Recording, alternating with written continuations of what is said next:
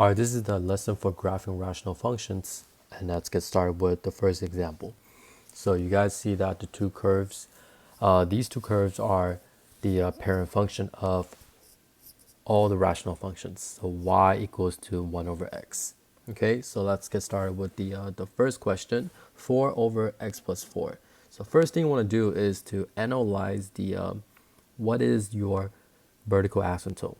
So go ahead and set the denominator equals to 0. So x plus 4 equals to 0. So x equals to negative 4. So your vertical asymptote is going to be negative 4. Okay, now let's determine what the horizontal asymptote is. So you compare the highest degree in numerator divided by the highest degree in denominator. So that's going to be y equals to 4 over x. So which means that if your x gets larger and larger, approaching to infinity, so you can just sub in infinity, which means that your fraction is going to approach to 0. So which means that your horizontal asymptote is going to be 0 in this case. Okay, so what I'm going to show you is that this is just a transformation. Well, it's called the translation. So we're going to just translate towards the left by 4 units from the parent function. So this is what I'm going to do. I'm going to show you this. So I'm going to move towards the left by 4 units, and that's going to be your answer. All right, so number 2, I'm going to do the same thing here. So first of all, we need to know that there is a negative, so there's going to be a reflection. Okay, so you can, the correct way of thinking is that you're going to reflect the one in quadrant 3 to the quadrant 1, the quadrant 2, and the quadrant 1 is going to be reflecting to quadrant 4. Okay, but since you're going to get something like this and that, so the way I'm going to be showing you guys here is I'm going to just go ahead and reflect it using the program. Okay, so I'm going to go ahead and reflect this horizontally like that. Okay, it's going to be a little crooked. All right, so next thing you want to do is go ahead and determine what is the shifts. So we got the x minus 2, you want to set it equal to 0 so we can determine what the vertical asymptote is. So x minus 2 equals to 0, x equals to 2. So vertical asymptote is going to be 2, which means that you are going to translate towards the right by 2 units like that. Okay, and that's determine what the horizontal asymptote. So if you compare the highest degree, that's going to be the 3 in the numerator and x in the denominator. Your horizontal asymptote is going to be 0. Okay, so this is your answer. It stays like that. All right, so let's look at the next one. So this time you see that I didn't put any parent function on it. It's because if you set the denominator equals to 0, so we're going to have x squared minus 3x equals to 0, and then you're just going to factor out the x, so it's going to be x multiplied by x minus 3 equals to 0. You're going to find out that you have 2 vertical asymptotes. Okay, so it's going to be, so each one equals to 0 due to the 0 product property, right? So x equals to 0, so you're going to have your first vertical asymptote at 0. Another one is going to be x minus 3 equals to 0, so x equals to 3. Another one is going to be at where x equals to 3. Okay, so let's go ahead and draw those 2 vertical asymptotes. Let me get a better color for this. Like there's one of them, and then 1, 2, 3. You're going to get another one. Okay, so that's figure out what the horizontal asymptote is. So let me use a different color. So if you compare the highest degree in the numerator, oops, not yet, it's 3 over the highest degree in the denominator is x squared. You know that this fraction is going to approach to 0, so horizontal asymptote is going to be 0. Okay, so here is what I want to tell you. Right now, we are going to be testing using some values of x to see where my graphs are going to be. Okay, so kind of just sit back and relax and see what I'm going to show you. So first of all, you can see that because I drew three dashed lines, I cut the entire graph into 6 different parts. So this is part 1, part 2, 3, 4, 5, and 6. Okay, but I want you guys to think of it that basically this is going to be one big part, and then another big part, and the third big part.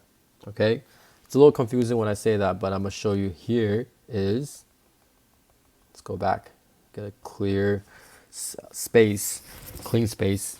Okay, so let's go ahead and test out this first big spot. See what value of x, if you just plug in a value within the spot for x and see where my y is going to be.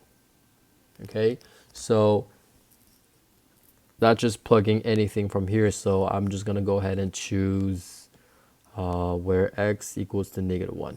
Okay, so when x equals to -1, and we're just going to plug in -1 into x,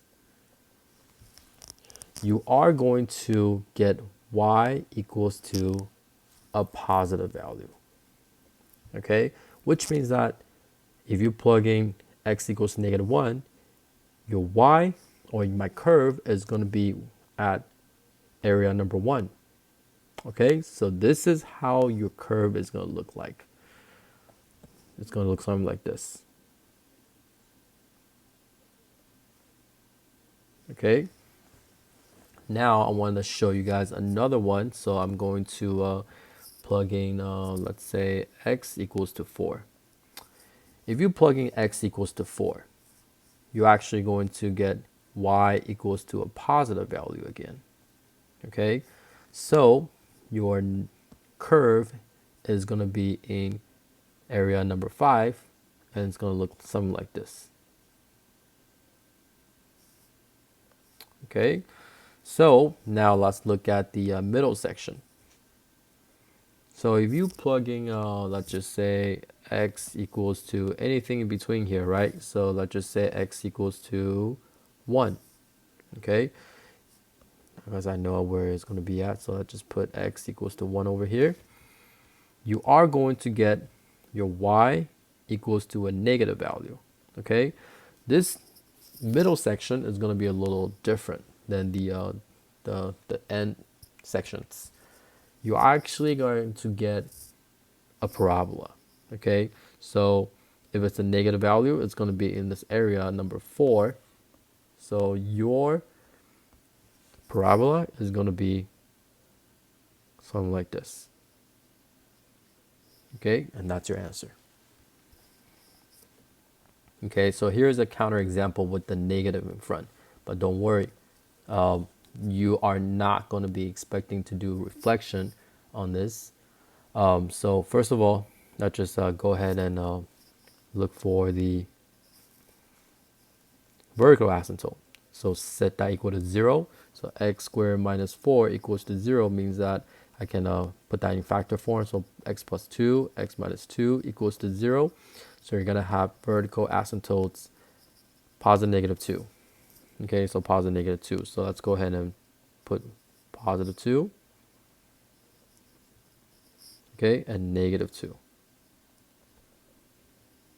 Okay, so we know that the horizontal asymptote, if you just go ahead and compare the highest degree in the numerator and the denominator, this is going to approach to 0. So horizontal asymptote is going to be 0 again. So that cuts you into 1, 2, 3, 4, 5, 6 parts again. Okay, so let's test out the middle part. So if you test out the middle part this time, I can just choose where x equals to 0 and see how it goes. So if you're plugging x equals to 0 into this rational function, you are actually going to get y equals to a positive, which means that it's going to be in this section right here.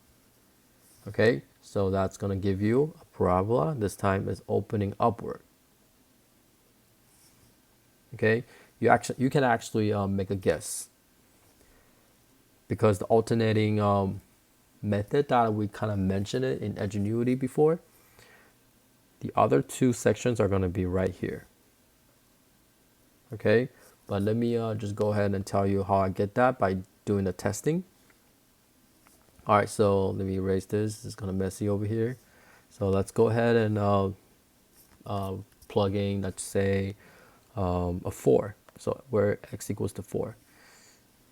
Okay, I know it's going to be right there, so I should put x equals to 4 over here.